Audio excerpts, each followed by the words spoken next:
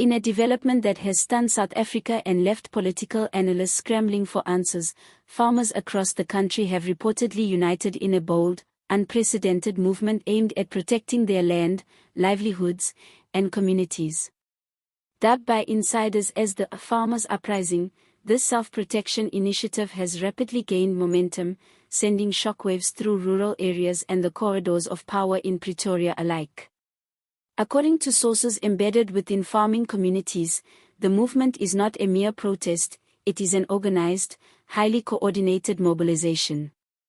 Farmers are pooling resources, forming rapid response units, and establishing neighborhood and farmland patrols to counter what they describe as a rising tide of violence and government negligence. Many participants claim that police response times are painfully slow, leaving them vulnerable to theft, arson, and brutal attacks that, in recent years, have tragically claimed the lives of several farmers and farm workers. One farmer from Limpopo, who asked to remain anonymous, told reporters, "We have tried appealing to the government for years. We call, we report, and nothing happens. We cannot sit back and wait to be attacked while officials debate our fate. If we don't protect our own families and farms, who will?" Eyewitness accounts reveal scenes reminiscent of a militia-like organization. Farmers are coordinating patrol schedules, exchanging intelligence on suspicious activities, and even using drones and surveillance cameras to monitor access points to farms.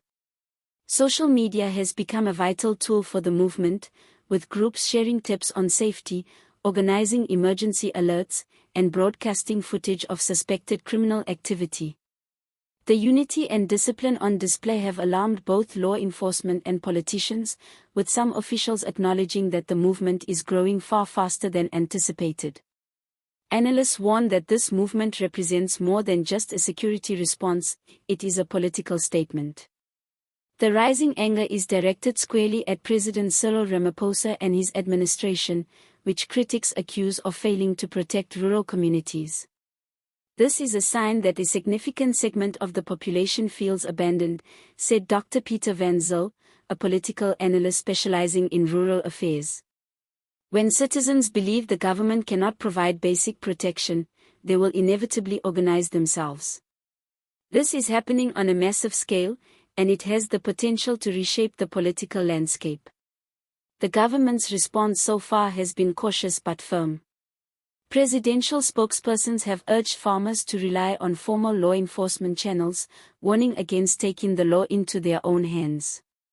However, insiders suggest that the administration is deeply worried about the rapid spread of the movement, particularly its potential to inspire similar self-protection groups in other high-crime areas.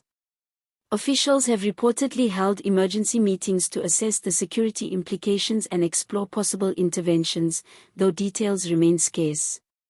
Opposition parties have quickly seized on the story, with some voicing strong support for farmers' right to self-defense, while others warn that a heavily armed rural populace could spark unintended consequences. "Farmers are desperate," said a senior opposition leader. "We must understand their fear and address it urgently. But at the same time, we cannot allow vigilantism to spiral out of control." The movement is reportedly gaining ground across multiple provinces. In the Eastern Cape, groups of farmers have set up organized checkpoints and communication networks to report incidents immediately to local authorities. In KwaZulu-Natal, farmers have reportedly trained in basic self-defense and first aid to protect both their families and farm workers. Across Gauteng and Limpopo, coordination appears increasingly professional, with leaders emerging to strategize resource allocation, communication, and community safety initiatives. The social implications are profound. Analysts suggest that this is the most organized rural grassroots movement in South African history, with the potential to influence national security policy and even electoral politics. Citizens across the country are watching closely, and social media is buzzing with heated debates, photos of patrolling farmers, and impassioned pleas for government intervention. Experts warn that the situation could escalate quickly if dialogue between the government and farming communities is not initiated. Already, tensions are high, and any incident, whether criminal, accidental, or misinterpreted, could trigger a broader confrontation.